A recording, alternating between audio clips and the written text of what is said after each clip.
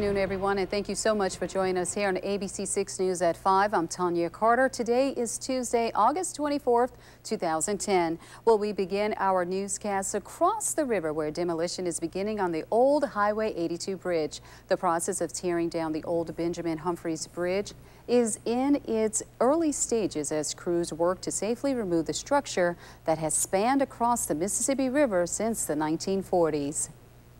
You know, what they're doing now is enforcing the superstructure so they can take it apart, because the center section supports the two outer sections. They can't drop the center section without supporting the two outer sections, because if they do, they'll have a mess. Now, the project is expected to take 1 year to complete. Michael Haynes will have more on the demolition of the bridge tonight at 6. The Tallahatchie Sheriff's Department needs your help in locating a missing person. 80-year-old Sylvester Clark, seen here on your screen, has been missing since Monday around noon. He was last seen at 128 Maple Street in Webb. Now, police say Clark has family ties in Greenwood. If you have seen him in your area, please contact the Tallahatchie Sheriff's Department at the number you see there on your screen, 662-647-3700. Meanwhile, an investigation continues in Sharkey County into a double murder that occurred a year ago.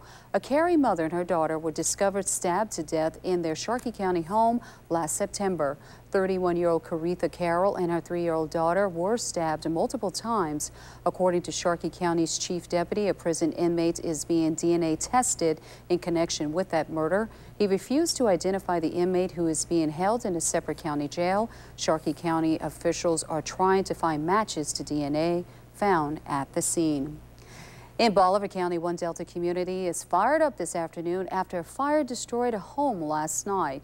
Last night, the Shaw Fire Department responded to a fire at this home on Highway 61 in Choctaw.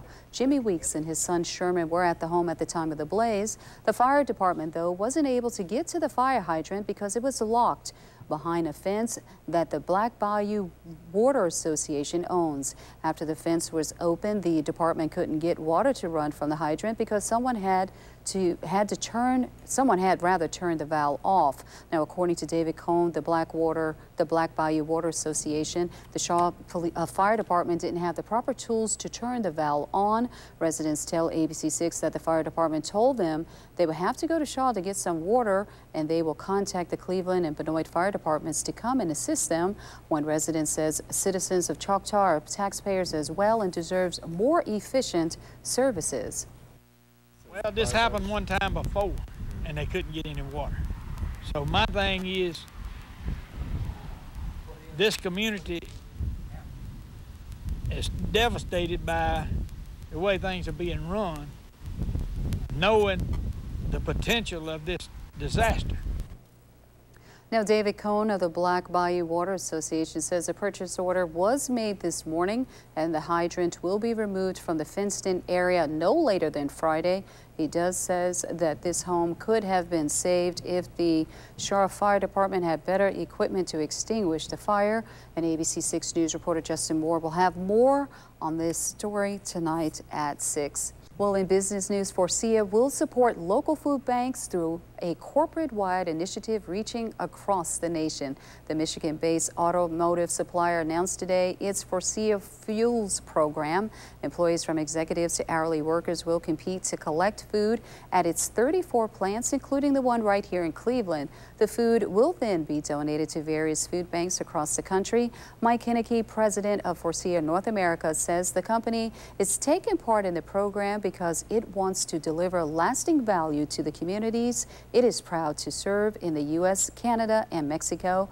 The winner of the competition will win $5,000 for its local food bank. The Mid-Delta Regional Airport will be receiving an increase in federal dollars for the runway. The Federal Aviation Administration is providing an additional $1.89 million to support Greenville Airport's runway project. Now, U.S. Senators Thad Cochran and Roger Wicker secured the original $1 million. Today, it was announced that the FAA is giving the additional dollars to rehabilitate a runway at the Mid-Delta Regional Airport. The funding consists of $1.86 million in discretionary funding and $25,280 in entitlement funds. Now, the FAA is providing a total of $2.89 million for this project to extend the useful life of the runway pavement. The FAA provides the funding to improve operational safety and efficiency at local airport facilities. Well, we have an ABC6 News consumer alert to pass along to you this afternoon. A food company in Buffalo, New York has recalled deli meat distributed to Walmart. Now, more than 380,000 pounds of possibly tainted deli meat products sold in sandwiches in Walmart stores. The Department of Agriculture's Food Safety and Inspection Service said that roast beef and ham distributed to delis at the nation's largest retailer might be contaminated with Listeria bacteria. Spokesman Carl Mickelson says that no illnesses have been linked to the meats made by Zimco Industries and that most have been already consumed. Now, the sandwiches have been removed from store shelves. A retail sample was collected and tested at the CDC headquarters in Atlanta and tested positive. Listeria can cause serious and sometimes fatal infections in young children, frail or elderly people. In entertainment news, musician Amy Grant is coming to Cleveland. The 6-time Grammy Award-winning musician will perform at Delta State's Bologna Performing Arts Center on August 29th. The concert, which is a benefit for the Delta Music Institute, will kick off at 7:30 p.m. Friends and Delta Music Institute Director Tricia Walker says she is thrilled that Grant is helping out the Institute. We are very excited to have Amy Grant, multi-platinum winning, Grammy winning, Dove winning artist, come and give of her time and talents for a cause that we're trying to really get up and going here in the Delta, which is the Delta Music Institute. So it's she's very generous to come and share that with us. Now, some of Grant's other accolades include, again, numerous Dove Awards and a star on the Hollywood Walk of Fame. In national temperature isn't real bad either, about what we would expect to see in late August. 91 degrees, dew point reading of only 63, so our heat index is just 2 degrees higher than the temperature. That's about a 25-degree improvement from some days we've seen previously this month. The heat index of only 93. Remember, the very unhealthy heat index is considered to be 105 or higher, so we're not anywhere close to that today. A nice break from much of this hot summer that we've seen. And also there's a pretty good wind blowing out of the northwest at 10 miles per hour. We'll check our radar view over the last several hours. Not much happening at all. Notice pretty much completely dry weather there, certainly throughout our 3-state coverage area. There's not any rain anywhere close, looking in all directions from the Delta, as this less humid air is really keeping the rain away and keeping most of the clouds away also. Weather watchers are warm this afternoon, but nothing extremely hot. It is 95 degrees from James Winters and Drew. Also middle 90s for Hollandale, Winona, and Lake Village. Just 89 though at our Skycam station in Grenada. Officially in Greenwood, 92 degrees at 5 o'clock and feels like 93 with the humidity in a very comfortable range at 37%.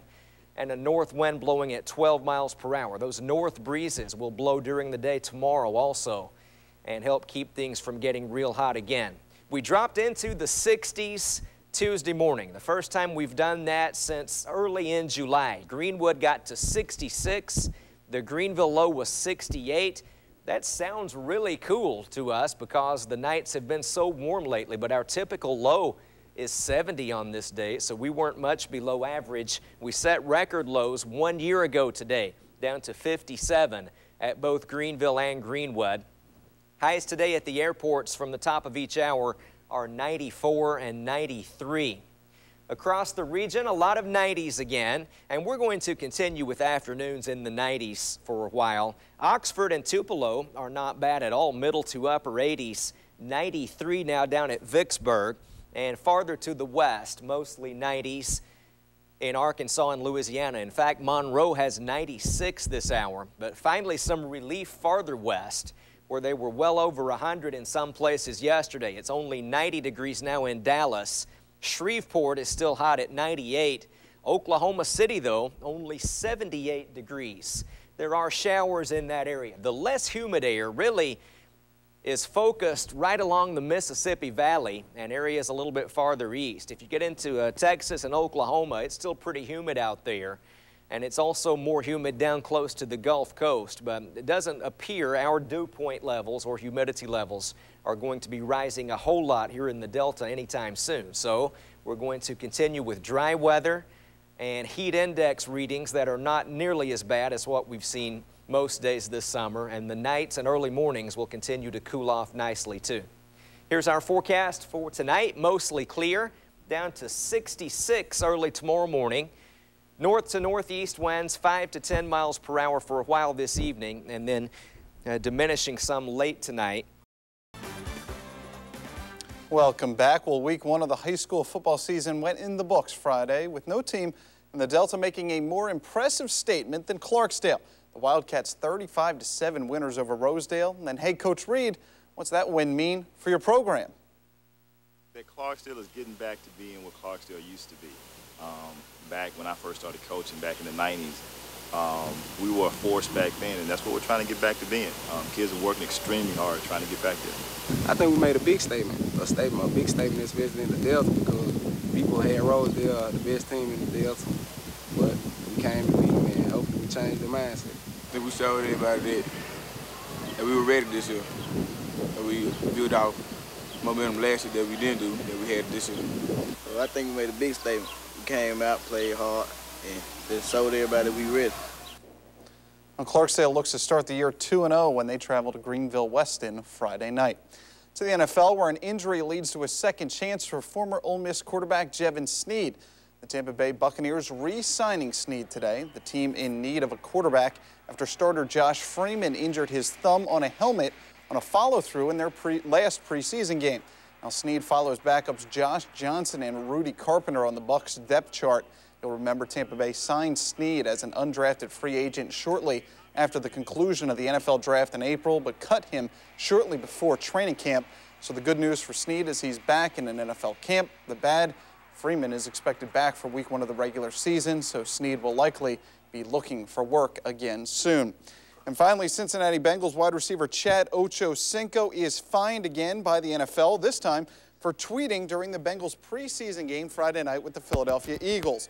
Ochocinco docked $25,000 for breaking league rules, forbidding players from posting messages on social networking sites 90 minutes prior to kickoff and until all post-game media obligations are fulfilled. Ochocinco's first tweet came about an hour and 20 minutes before kickoff, the second coming during the actual game. He apologized today, of course, Tanya, on Twitter, saying it was the first time Twitter cost him money and didn't make him money.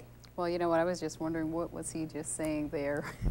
I believe at that part he was saying, my name's Chad, whatever my last name is, and you're watching the NFL. So he always seems to know where those cameras are. I know, I tell you that much.